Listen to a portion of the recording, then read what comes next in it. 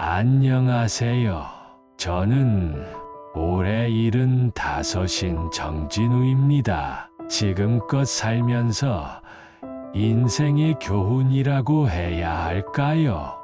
제가 배운 인생의 교훈을 여러분과 나누려고 합니다. 저는 젊었을 때 꽤 잘 나갔습니다. 회사에서도 인정받고 승진도 남들보다 빠른 편이었죠. 제 상사들은 항상 말했습니다. 정 대리, 아니 이제 정 과장, 당신이 우리 회사의 미래야. 그런 말을 들을 때마다 가슴이 벅차올랐습니다. 그래서 더 열심히 일했습니다. 집에 돌아가면 두 아들이 저를 반갑게 맞아줬고, 아내는 늘 따뜻한 밥상을 차려주었죠. 그때 저는 생각했습니다. 이대로만 살면 정말 행복하겠구나. 인생이란 게 그렇게 쉽지 않다는 걸. 저는 그땐 몰랐습니다. 모든 것이 순탄할 때였습니다. 그런데 회사에서 문제가 생겼습니다. 회사 기밀이 외부로 유출된 사건이 있었고, 그 책임자로 제가 지목됐습니다.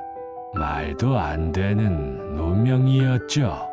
제 승진을 시기한 누군가가 저를 겨냥한 거였습니다. 하지만 아무리 억울하다고 해도 회사는 증거를 명분으로 저를 내쳤습니다.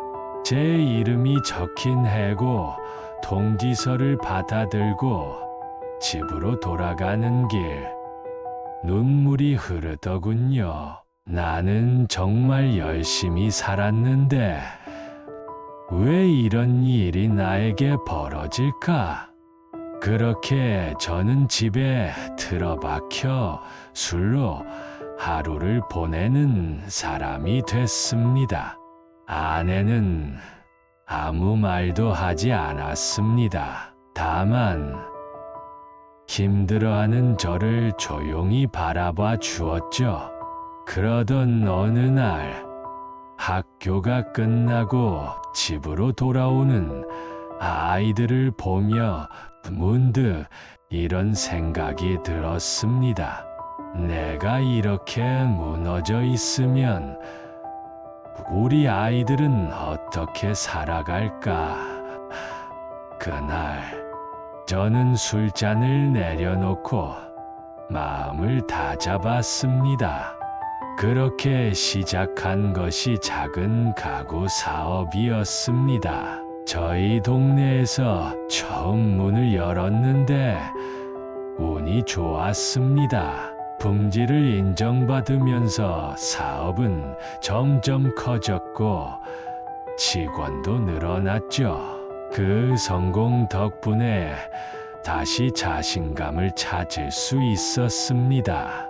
무엇보다 가족이 행복해하는 모습을 보니 그동안의 고통이 다 씻겨나가는 것 같았죠. 아이들은 잘 자라고 있었고, 큰아들은 미국으로 유학을 떠나게 됐습니다. 그땐 정말 모든 것이 제자리로 돌아온 것 같았습니다. 하지만 인생이란 그렇게 모든 걸 주지 않더군요. 어느 날 미국에서 큰아들이 교통사고를 당했다는 연락이 왔습니다. 아내와 저는 급히 비행기를 탔습니다. 기내에서 손을 꼭 잡고 기도했어요. 하느님, 제발 우리 아들 목숨만은 살려주세요. 모든 것을 다 가져가셔도 좋으니 아들만은. 미국 병원에 도착했을 때 아들은 수술 중이었습니다. 다행히 목숨은 건졌지만 하반신이 마비되어 평생 휠체어를 타야 한다는 의사의 말을 들었습니다. 처음에는 믿기지 않았습니다. 왜 우리 아들에게 이런 일이 생긴 걸까? 아들은 스스로를 원망했고, 우리는 매일 밤 눈물로 베개를 적셨습니다. 하지만 그 슬픔 속에서도 깨달음이 있었습니다. 아들이 우리 곁에 살아있다는 사실에 감사해야 한다는 것이었죠. 아들은 시간이 지나며 새로운 꿈을 찾았습니다. 그는 장애를 가진 사람들을 돕는 일을 하겠다고 했습니다. 그의 얼굴에 다시 미소가 돌아왔습니다.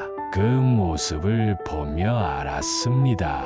인생은 모든 것을 다 가질 수는 없지만 가장 소중한 것을 지킬 수 있음에 감사해야 한다는 것을요. 지금도 우리 가족은 함께 힘을 모아 살아가고 있습니다. 인생은 참 다사다난합니다. 때론 억울하고, 때론 가슴 아프며, 때론 웃을 수 없는 순간도 많습니다. 하지만 그 모든 것을 지나고 나면 감사라는 단어가 남더군요. 여러분도 힘든 일이 있을 때 오늘 제 이야기를 떠올리며 조금이나마 위로를 받으셨으면 좋겠습니다. 감사합니다.